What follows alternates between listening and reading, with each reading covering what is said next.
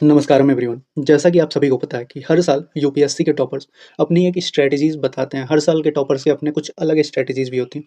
लेकिन एक चीज़ सभी टॉपर्स में कॉमन होता है, वो है एनसीईआरटी। लेकिन क्या वो सभी एनसीईआरटीज़ पढ़ते हैं या फिर कुछ वो स्मार्ट वर्क करते हैं?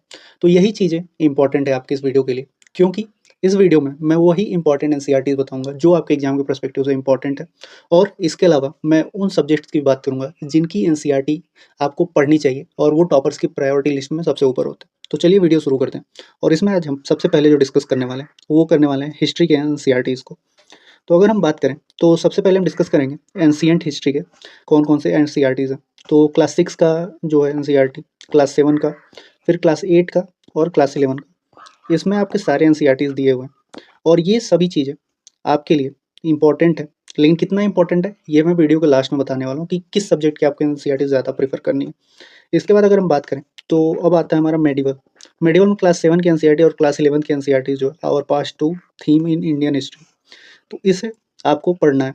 इसके बाद अगर बात करें, तो मॉडर्न हिस्ट्री में, तो यहाँ पे आपके क्लास 8 में आवर पास्ट 3 जो है, उसका पार्ट 2 है, वो इम्पोर्टेंट है। फिर क्लास 12 का थीम इन इंडियन सोसाइटी का जो थर्ड पार्ट है, वो आपके लिए इम्पोर्टेंट है। इसके अलावा old NCERT by Bipan Chandra, modern India, ये बहुत सारे टॉपर्स प्रेफ़र करते हैं, तो आपको इस पे भी ध्यान देना है। तो हिस्ट्री के आपके एनसीईआरटीज़ के सोर्स मैंने बता दिए और सबसे ज़्यादा बुक एनसीईआरटी के लिए, मतलब यूपीएससी के लिए आपको जो फॉलो करने हैं हिस्ट्री के, वो इसी में, बाकी सब में छोटे-छोटे हैं, तो वो भी मैं बता देता हूँ। तो चलिए आगे बढ़ते हैं। अब हम बात करेंगे ज्योग्राफी। तो अगर ज्योग्राफी की बात की जाए, तो इसमें आपका 2 मतलब होता है पार्ट, उसमें एक है फिजिकल ज्योग्राफी और एक है ह्यूमन एंड इंडियन ज्योग्राफी। तो जो फिजिकल ज्योग्राफी है, उसमें क्लास 11 के 2 बुक्स हैं, एक फंडामेंटल ऑफ फिजिकल ज्योग्राफी और इंडियाज़ फिजिकल एनवायरनमेंट। और मैं अगर आपको बतलाऊँ, तो अगर आपको यूपीएससी निकालना है और उसके प्रीलिम्स पे तो सबसे इंपॉर्टेंट तो प्रीलिम्स होता है, अगर वो निकालना है, तो आपको ये दोनों बुकें रटी होनी चाहिए, इसके सारे फैक्ट्स आपको रटे होने चाहिए। वहीं अगर बात करें ह्यूमन और इंडियन ज्योग्राफी में, तो क्लास 12th में का जो बुक है, वो है फंडामेंटल ऑफ ह्यूमन ज्योग्राफी और इंडियन पीपल एंड इकोनॉमी। अगर मैं आपको एक बात बताऊँ कि अगर आप चाहते हो कि ये चारों बुक ना पढ़ो, तो इनमें से चारों अगर आपको टफ लगती हैं, तो इन 2 बुक को अगर स्किप कर सकते हो तो कर दो, लेकिन ये 2 बुक आपके लिए काफ़ी इंपॉर्टेंट है, तो इसे मिस नहीं करना है। तो चलिए अब आगे बढ़ते हैं और अगले सब्जेक्ट की तरफ बढ़ते हैं। तो अगला सब्जेक्ट जो हमारा है, वो है पॉलिटी। पॉलिटी की बात करें, तो इसके कुछ इंपॉर्टेंट है, जैसे क्लास 9 का डेमोक्रेटिक पॉलिटिक्स 1 और क्लास 10 का डेमोक्रेटिक पॉलिटिक्स 2। इसके अलावा क्लास 11 में पॉलिटिकल थ्योरी है, जो कि कॉन्सेप्चुअल क्लैरिटी देता है राइट्स, जस्टिस और इक्वालिटी के ऊपर। और मैं सबसे ज़्यादा जो एक बात कहूँगा कि आपके लिए ये बुक काफ़ी इंपॉर्टेंट है, तो ये बुक स्किप नहीं करना है। तो जो मैं बुक आपको मार्क कर दे रहा हूँ, जिसे स्किप नहीं करना है, उसे तो आप लोग सबसे पहले कंप्लीट कर लेना। उसके अलावा अगर बात करें, क्लास 12 की 2 ये बुक्स हैं, politics in India since independence और यहाँ पे कंटेम्प्रेरी वर्ल्ड पॉलिटिक्स। इससे क्वेश्चंस कम आते हैं, लेकिन आपको इंडिया का एक कह सकते हैं कि इंडिपेंडेंस के बाद से कैसे इंडिया के अंदर पॉलिटिक्स का डेवलपमेंट हो रहा है, उसके बारे में ये चीज़ है। इसके अलावा कंटेम्प्रेरी वर्ल्ड पॉलिटिक्स है, ये भी आईआर के लिए आप लोग देख सकते हो। तो अब हम अपने अगले सब्जेक्ट की तरफ बढ़ेंगे। हमारा अगला सब्जेक्ट है इकोनॉमी और इसके जो इम्पोर्टेंट्स बुक्स हैं, उसमें क्लास 9th का आपका इकोनॉमिक्स का जो आता है, वो है understanding economic development. Class 10th का economics and understanding economic development, ये 2 बुक्स हैं, ये हैं। फिर इसके बाद क्लास 11th में आपका आता है इकोनॉमिक इंडियन इकोनॉमिक डेवलपमेंट और क्लास 12 का इंट्रोडक्टरी माइक्रो इकोनॉमिक्स, और ये सबसे ज़्यादा हाईली रिकमेंडेड है, तो ये बुक आपको कंप्लीट कर लेनी है।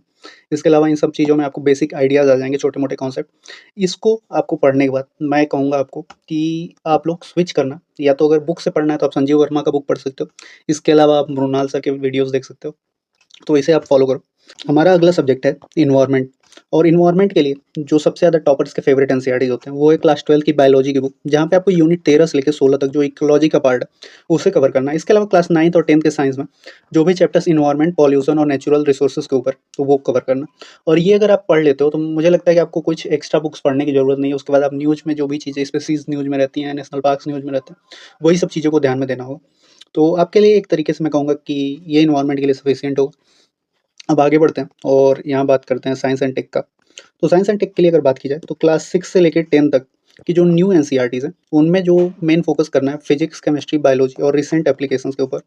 इनके बेसिक्स आपको पढ़ लेने कि कभी आप न्यूज़पेपर पढ़ते हो, उसमें इनसे रिलेटेड कोई टॉपिक्स आते हैं, तो आपको वो चीज़ें पता होनी चाहिए कि क्या है ये। अब क्लोरोफिल के बारे में अगर पेपर में निकल गया कि क्लोरोफिल है, तो आपको पता होना चाहिए। अब अभी रिसेंट में आप देखोगे तो एमआरएनए के बारे में काफ़ी ज़्यादा बातें हो रही, तो वो चीज़ें आपको क्लैरिटी होनी चाहिए अगर एनसीईआरटी पढ़ते हो तो वहाँ से।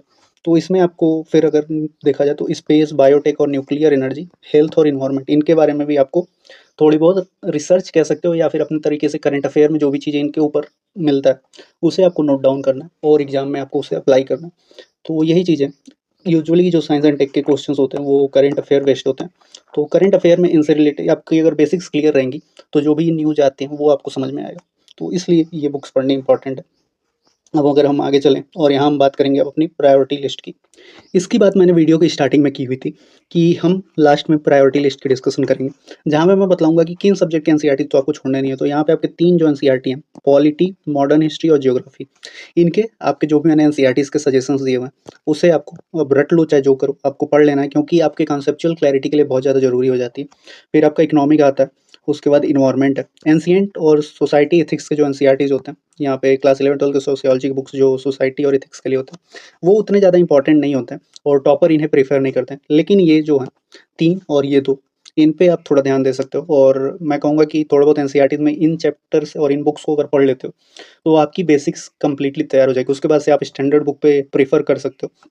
जैसे पॉलिटी में लक्ष्मीकांत है, मॉडर्न हिस्ट्री में बिपिन चंद्रा का पढ़ सकते हो, चाहे स्पेक्ट्रम पढ़ सकते हो, ज्योग्राफी के लिए जीसी लियोंग है। तो ये थी आपकी कुछ प्रेफर्ड लिस्ट, कुछ इंपॉर्टेंट बुक्स आपके एनसीईआरटी के लिए। उम्मीद करता हूँ वीडियो आपको पसंद आई होगी। पसंद आई हो तो वीडियो को लाइक कर दो क्योंकि वीडियो के लिए ये काफ़ी ज़्यादा इंपॉर्टेंट हो जाता है मेरे लिए, एक मोटिवेशन के लिए। तो चलिए मिलते हैं आपसे नेक्स्ट वीडियो में, तब तक के लिए जय हिंद।